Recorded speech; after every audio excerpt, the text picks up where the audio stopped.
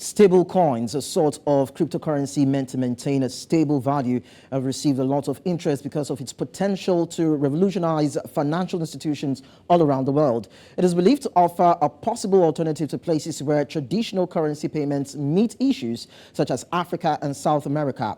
Stablecoins combine the benefits of cryptocurrencies, such as transparency, security, and cheap transaction costs, with the volatility associated with other digital assets. However, the digital currency is not without its challenges, as studies have shown that it has low level of stability in several countries due to different economic outlook and poor adaptability. There are also issues of its integration into international monetary systems, liquidity risks issues, and collateral management, including audit process issues. So as we evaluate the pros and cons of stablecoins this morning on the show, it is imperative to find out if the currency can secure investment and businesses amidst economic uncertainties. So joining me on this show is Ola Atose, founder and CEO Koin Exchange. Great to have you join us on the show, Ola. Lekan, nice to be with you. All right, so let's start with the basics for those who do not know or understand. What distinguishes stablecoins from other types of digital currencies? Well, stablecoins are stable in that they're pegged to another currency. The preferred ones are all pegged to the US dollar. So every single stablecoin, in terms of things like USDC or USDT, are worth a dollar. So one USDT is worth $1. The major difference is a dollar is fiat, in essence, physical money, and stablecoin is a digital asset, if you like, an asset which sits on top of blockchain or the blockchain tech, if you like, or distributed ledger, to be more on point. So yes, that's the major difference between the US dollar, if you like, and the stable coin, from a digital asset perspective. Now we are seeing that crypto users are particularly interested in this particular type of currency, and it's been said that they are transforming the payment landscape on global scale. Now, in what way is it championing that revolution within the financial systems across the world? Well, what we're finding, and of course we here at Koin can give you, we can talk about our experience, is that what we're finding is businesses, individuals, small businesses, larger corporations are all finding, sort of certainly using USDT in so many ways as a hedge to inflationary pressures on their own local currencies. We see that here in Nigeria, of course. We see it, across West Africa and East Africa and South Africa. And now we're getting increased interest from Southern America, where, as opposed to going after the US dollar, folks are going directly after these stable coins. And I think the reason why that's happening is not just, again, as a hedge against inflationary pressures on their own currencies, but a means to move value from one place to the other. So what we're finding is increasingly institutions, large corporations are actually, using stable coins to pay bills. Some are holding stable coins on their balance sheets as companies typically choose to hold certain things on their balance sheet. Some are actually now holding stable coins on their balance sheet. We're finding that a lot of treasury departments in different companies around the world are seeing stable coins as a quick means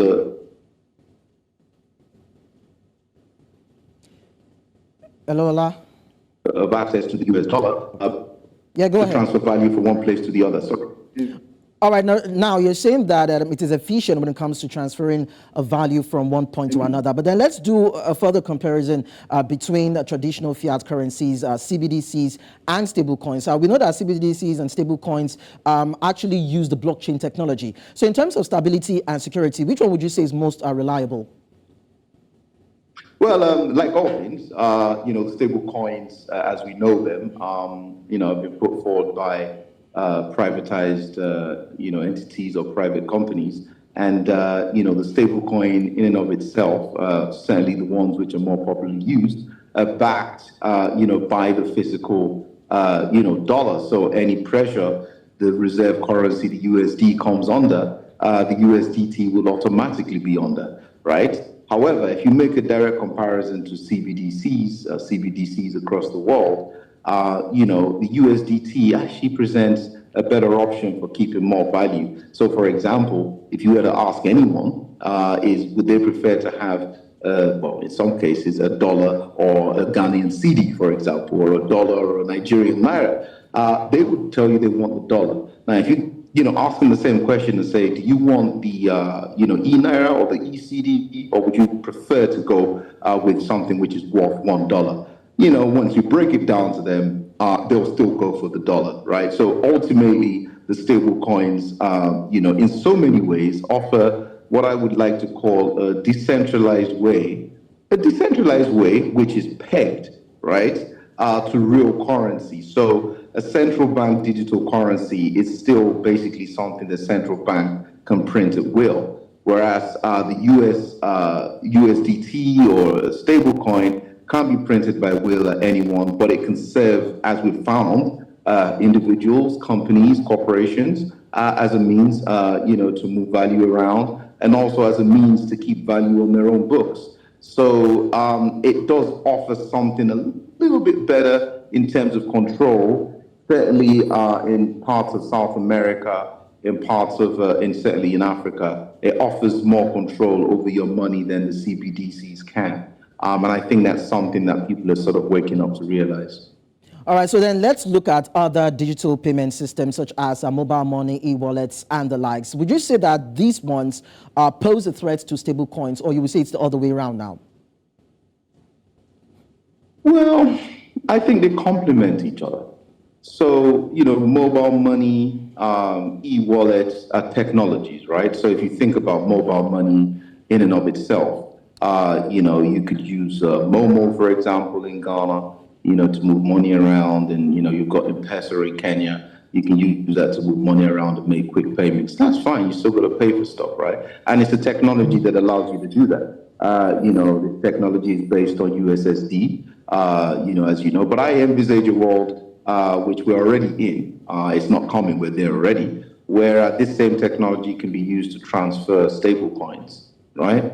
So we can always, put USSD tech, although it's old tech, you can always overlay it, on the blockchain and do the same thing, or just use, the digital asset wallets that we have today. It all sits on the same technology anyway, right? So you need to use a smartphone, to access your wallets. For example, on our platform, Koin, which is available in the iOS store and in the Play Store. If you download the app, you can generate your own wallets. You can hold USDT, and you can send USDT to anyone as long as you have their wallet address. So it's no different from doing it with a bank account with an IBAN, sending from one account to the other, or sending from one phone number to another phone number. It's practically the same thing, from the user's perspective. It's just that, again, as I say, if you give, people across, Africa with our 55 countries, if you give them the option to hold the value of the dollar in a wallet on a smartphone, I think they'll probably choose to do that, because that way they keep more value and they fight against local inflationary pressures, that their local currencies suffer. So that's really all it is. The technology is there, we're doing it already, and again, USDT again is at the forefront of that. USDC as well. They're capitalized very well, backed by the US dollar, and small, medium-sized enterprises, some corporations, some institutions are already enjoying the benefits of USDT. All right, that would actually mean that the level of its penetrability and adaptability is quite high. But then as regards penetration, because we want to look at the fact that it's able to promote financial inclusion. So let's look at its level of penetration. How would you describe it in emerging economies on the African continent, as it were? And what role would you say it plays when it comes to empowering the underbanked and unbanked populations in Africa?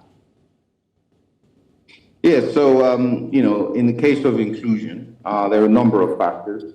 Financial inclusion, of course, there's a technology piece to that. how can we get, how can we improve adoption, of technologies? How can we get bank accounts, to those who don't have them, and get them involved in the digital economy? Well, there is a technology piece, as I say. There's an education piece to that story, but most importantly, there's what's easily proliferated, and ultimately something which everyone can use. So one of the things I often think about, as someone who runs, two fintech companies, is, what will work, not just, for the guys, in business, or, those who already have bank accounts, who are already financially included.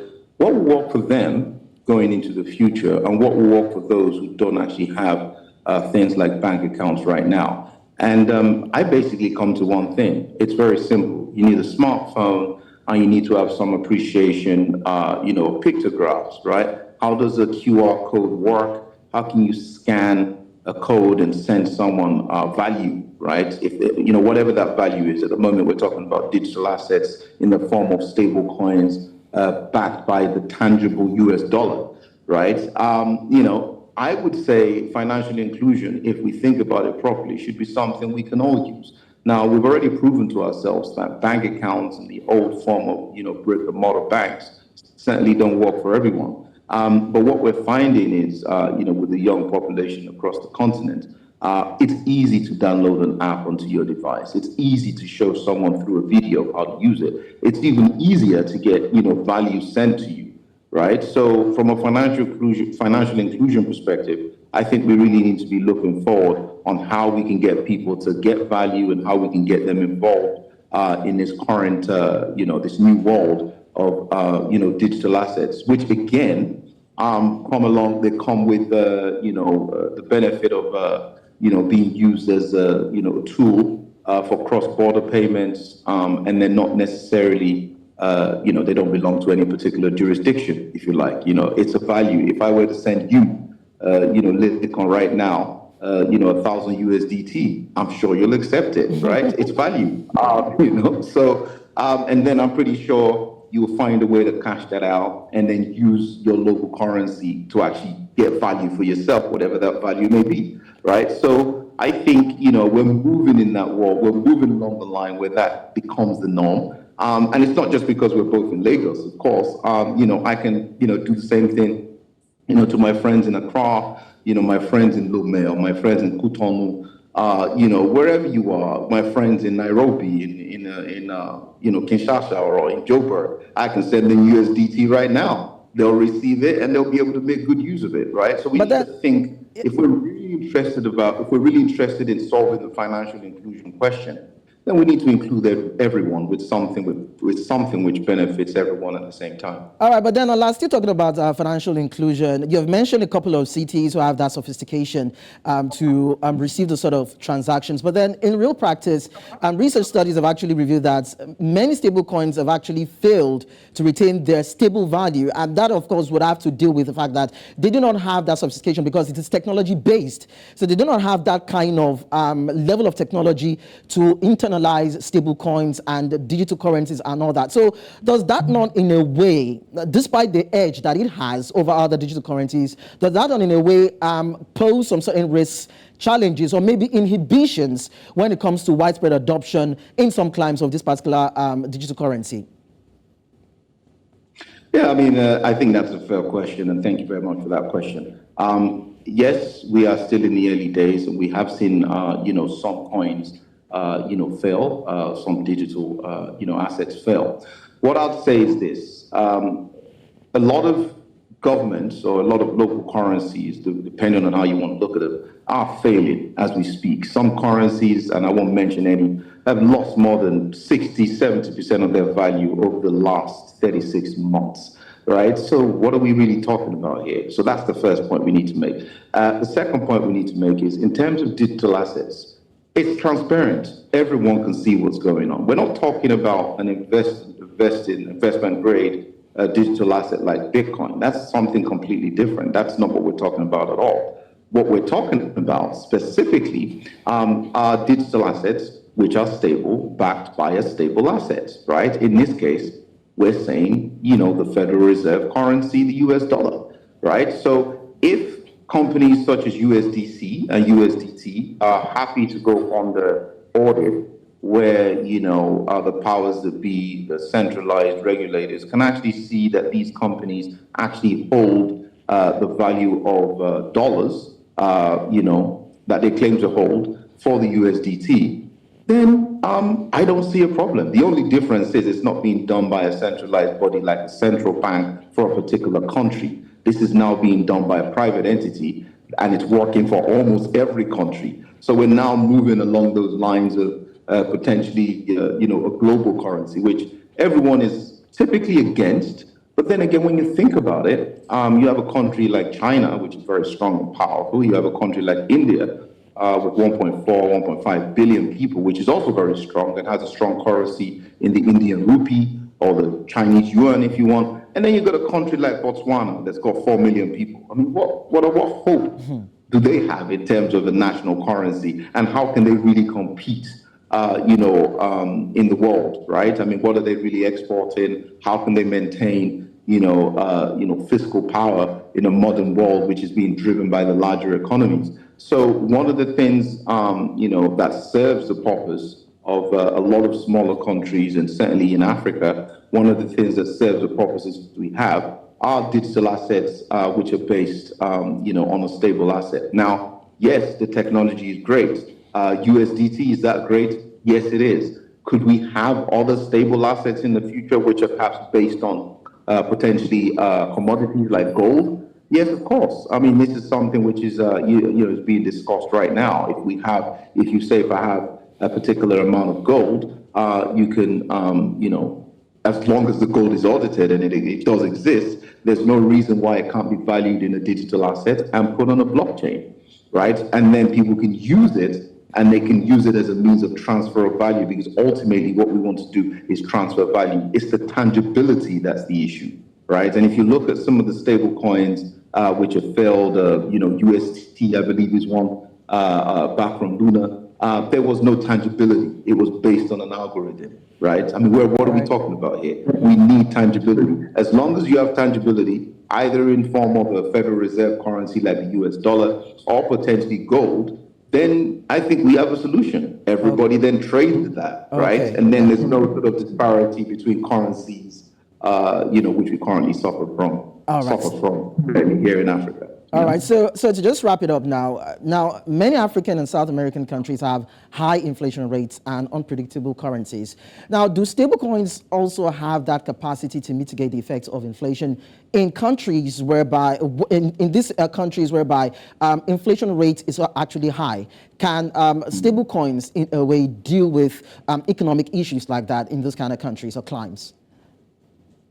Well, what's causing the inflation, right? I think it's probably what we need to think about. And, normally it's sort of when monetary policies by some of these countries simply hasn't worked, and there's been a printing spree, of local currency, and you then have inflation. Well, what stablecoins can do, especially for economies where there's a lot of importing done, so you can even look at Nigeria, right? We import quite a lot. We need to obviously start looking at exporting what we can make, and focus on, building our own economy here in Nigeria. That's certainly something we should bear in mind.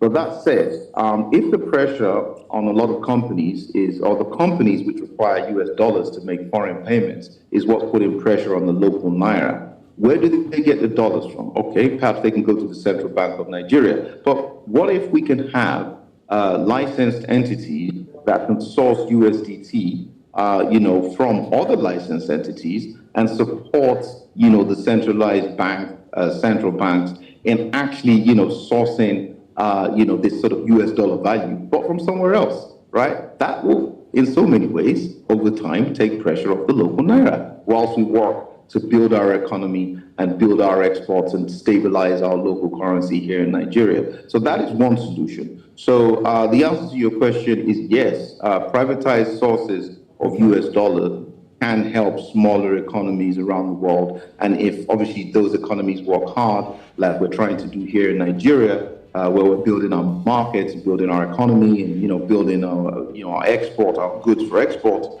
that will over time bring some balance to our economy and take the pressure off the naira. So yes, Okay. USDT could provide a solution. All right. Thank you so much, Ola Atose, founder and CEO, Koin Exchange. Thank you so much for your time. Always a pleasure, Liquid. Thank you. All right. Now, the rise of stablecoins is a promising development for the economies of Africa and other countries in the world. As adoption of these coins continue to grow across these regions, we can expect to see a transformation in the way payments are made and received, empowering more people and businesses throughout Africa and beyond. That is one future that we're hoping to see in not only emerging economies, but then every other economy in the world. Let's go on a short break. When we return, to be time for international business stories. To stay with us.